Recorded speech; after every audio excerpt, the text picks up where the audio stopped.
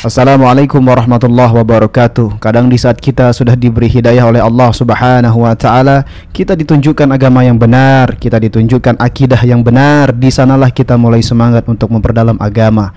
Kita mulai menghafal Al-Qur'an, kita mulai mengamalkan sunnah Nabi, dan bahkan kita mulai belajar bahasa Arab. Namun tatkala di perjalanan seringkali kita terlalaikan karena sibuk main HP. Awalnya cuma lihat WA sebentar atau lihat sosmed sebentar, lama-lama kebablasan, dan itulah yang melalaikan kita. Nah, jadi ada salah satu dakwah dari Ustadz Yazid Jawas rahimahullah yang sangat bagus sekali untuk kita simak agar hari-hari kita senantiasa tidak terlalaikan oleh HP. Berikut adalah dakwahnya, silahkan disimak sampai selesai, semoga bermanfaat. Dan juga gunakan waktu kita sebaik-baiknya. Ini waktu kita banyak yang terbuang, luar biasa waktu ini, terbuang dengan sia-sia. Banyak yang dipakai buat HP aja tuh berapa jam itu, buat nonton, nggak ada manfaat sama sekali.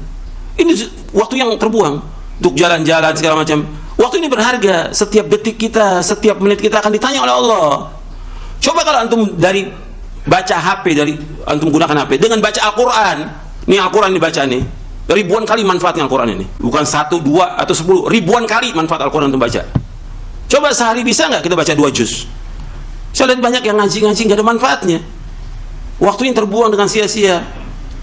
Main HP, nonton, jalan-jalan. Waktu ini sangat berharga, akan ditanya oleh Allah pada kiamat. Wa an umrihi fima afna, tentang umurnya dihabiskan untuk apa, akan ditanya oleh Allah. Coba antum perhatikan deh.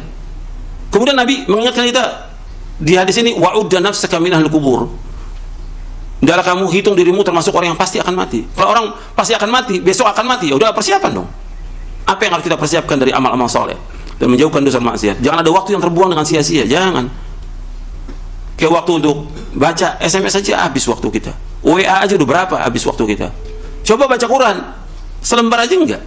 Sehari ini minimal kita 1 juz atau 2 juz kita baca Al-Quran. Belum lagi baca hadis Nabi, belum baca buku yang bermanfaat, belum lagi melakukan amal-amal soleh yang bermanfaat buat kita di akhirat nanti. Makanya setelah itu Ibnu Umar mengatakan begini, setelah nasihat dari Nabi SAW, kata Ibnu Umar radhiyallahu anhuma, idza amsayta fala tantadhir as-sabah wa idza asbahta fala tantadhir al-masa wa khudh min sihhatika li maradik wa min hayatika li mautik. Kata Ibnu Umar radhiyallahu anhu, apabila engkau berada pada waktu sore, jangan tunggu waktu pagi. Apabila engkau berada pada waktu pagi, jangan tunggu waktu sore. Gunakan sehatmu sebelum sakitmu, gunakan hidupmu sebelum matimu. Jadi waktu ini sangat berharga. Ibnu Umar yang diberikan nasihat oleh Rasulullah SAW memberikan nasihat kepada kita, kalau udah berada waktu sore, jangan tunggu waktu pagi. Apa yang bisa kerjakan waktu sore? Antum atur. Antum bisa baca buku. Ada, saya udah nulis buku tentang itu. Yang pertama, waktumu dihabiskan untuk apa? Antum baca itu. Yang kedua, dunia lebih jelek daripada bangkai kambing. Antum baca itu, buku itu. Bagaimana ngatur waktu kita dari mulai kita bangun tidur sampai tidur lagi. Sore apa yang bisa kita kerjakan sore? Apa jalan-jalan, ngobrol, sepi anak-anak kecil. Kalau anak kecil minta jalan sore, minta main. Kita mesti berbeda dong. Thalibul ilm. Waktu kita berharga, apa yang bisa kita baca dari kitab-kitab? Di samping zikir sore yang kita baca, apa buku yang harus kita baca? Apa yang kita tamatkan dari buku itu? Dan apa yang kita murojaah dari Al-Quran? Kemudian setelah maghrib apa yang kita baca? Baca Quran lagi pada maghrib. Pada isya apa lagi yang kita lakukan? Menjelang tidur apa lagi kita lakukan? Tengah malam kita bangun apa yang harus kita lakukan? Subuh. Begitu seorang talibul ilm, waktunya sangat berharga. Antum hisab diri antum. Hasibu anfusakum qabla an tuhasabu. Hisab diri kalian sebelum kamu dihisab oleh Allah. Coba ini perhatikan yang seperti ini. Banyak saya lihat waktu yang terbuang, talibul ilm terbuang. Antum dipilih oleh Allah untuk ngaji, untuk nuntut ilmu. Ini luar biasa, antum dipilih oleh Allah. Gunakan kesempatan itu. Banyak orang-orang yang sudah dipilih, kemudian setelah itu dia gunakan waktu yang sia-sia.